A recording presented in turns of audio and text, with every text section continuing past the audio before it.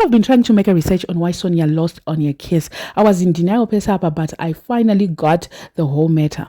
First of all, she was supposed to register her customary marriage. And I'm just thinking kuti wikineo anenge akatozviitira deliberately kusaregister kusaita sei, ende futi pane kamwe kakurelaxa kanongoitika nevanhu so vanhu havatarise kuti kumberi zvinozodai so, ende ukangoroorwa unonge uchingofunga kuti ndarorwa ndabvisirwa, saka kuti pane chichanetsa pamberi apo marriage yacho chere kuda, like things will be all rosy zvokuti hautombofunge kuti mangwana in 10 years or so ticharambana or so you tend to relax. So musikana akangoti panapa regai tingogara iye I think kuti wikineo zvekuti kuregister kuita seizvo, I don't think kuti he had plans semunhu aita mari iye. Imagine kuti zvinozongorwadza kuti mari yako yawashandira iwe uzongonzi makudivhaidhana. So I think kuti varume in most cases havatombozvitsvage because anoziva kuti zvinhu zvake mangwana zvinenge zvakuzonzi divhaidhanai, of which munhu hapana munhu anenge ari up for that. That reminds me of a recent thing that happened to one of my friends. So she got married like 2 years ago, 2024, but things started to get sour last year.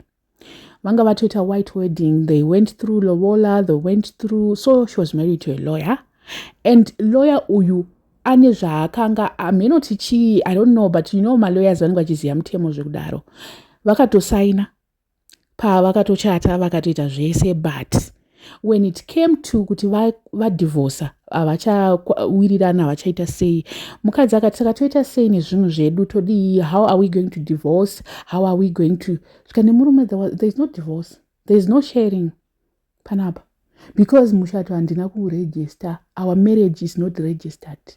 Akashaya zvekuita.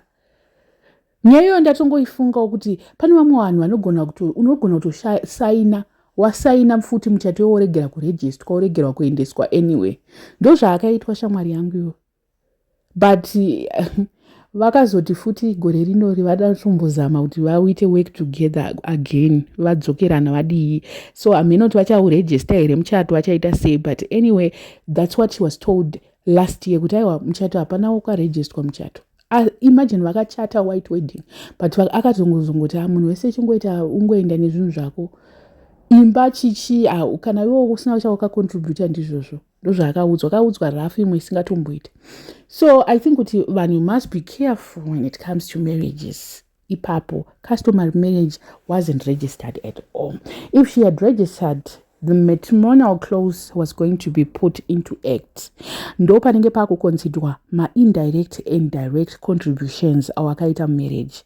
If you're a full-time housewife, waizongonziwo aubude usina chinhu, because your indirect contribution will be put into considerations, and in your case, kupa gupuro kwaakaita kuya was enough. Ndo kunotonzi kuri kudissolve marriage yavo isina kuregistrwa. Mukuona manje mutemo zvaunoita hatiteerere zvedu, but mutemo uri very rough kana wakuzoapplywa kwauri manje. Gupuro rere akati akamupa wikineo ndo kutodissolve kwemarriage. Kuenda kwavanga kuita kukoti vakufurira nemalawyers ake anyway, I'm so disappointed. Vakadya mari mahara, because my lawyers, they cannot say they were going to court to dissolve a marriage.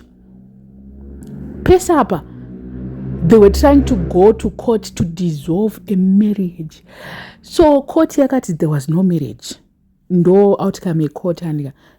Ivo vaifana kuziya kuti kana zvinhu zvisiri registered hakuna. Vaifana kutotangira pekuti we are fighting kuti musikana awane ma-indirect nema-direct contributions akaita. Ndo zvavaifana kutanga nazvo. Not kuti vari kuda dissolution of a marriage.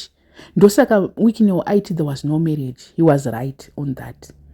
Maona. Because malawyer ake anga akatomuudza kudhara kuti there was no marriage because it wasn't registered. Isusu tikati kana marriage was there, of which sure marriage wasn't there.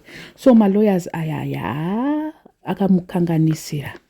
So property nezviri kuitika izvi zvekunzi toda kudivhaidha, toda kuita sei. In most cases zvinongonzi muridzi wechinhu ndiye muridzi ari pa title deed. Motikari muridzi ndiye aripo. Saka iye manje pane zvaakanyora zviya pazvese zvaiti ndoda hafu, ndoda 3, ndoda 7 mota, ndoda chii, zvisina zita rake zviya manje. Sisi zvavakufanha kuita, vakufanha kuti pakatengwa Rolls Royce yavakanyora iyi, iwo contribution yavo yanga iri papi. Pakatengwa imba yesiri musitama Wikinell, iwo contribution yako yanga iri papi. So principles anenge akushanda apa, principle ye-unjust enrichment and tacit partnership ndo anenge vakuconsider indirect and direct contribution. Even usina kana sendi yawakaita, it's difficult to claim but it's possible. Saka malawyer ake ndo ari kufanha kuita manje research yekuti how can they fight izvi zvapo manje izvi kuti Sonia awanewo. And it's not going to be a 50-50 as she had mentioned. There's no 50-50. Anogona kutoona 5% or 2% now. Maona manje zvinenge zvakuitika izvezvi. So pastage yatava iyi, Sonia now needs to prove her contribution to Wikinell Properties and claim, but it's going to be very difficult but possible, as I mentioned, and she will get way less than she had claimed. But pamwe anogona kuwana, instead of 3 houses, pamwe anogona kuwana 1. Instead of 7 cars, pamwe anogona kuwana 1. Instead of 25 million, she might get 1 million. Maona manje. So I think kuti my lawyers ake, they should now draft. We are not so sure kuti, I'm still waiting for the final thing. So Sonia kata asata awana the whole judgment yakaitika asata, because we are also, everyone is just wanting to see kuti chapter chakati, noti chakati, constitution yedu pakati, we need to see all that. But according to my research, this is what I found out, that my chances are always very limited. And considering that our marriages in Zimbabwe are 511, they are not in community of property, and agara actually difficult to claim anything if you're kana pakaitika loss yakangoda kana kuti pakaitika divorce.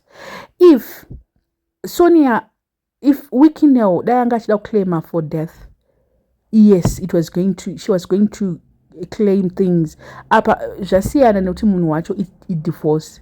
If dai kuri kunzi varida kuwana zvinhu zvekuti estate and she was going to benefit from the estate, because ndiye aitowana zvinhu zvakawanda if it was in that case. But manje we are dealing with divorce. But if it was like kuti dai Wikinell anzi engeri nyaya yekuti zvinhu zvekuti Wikinell afa chichichi, aiwa sisi vaiwanawo zvinhu zvakati but apa hapana.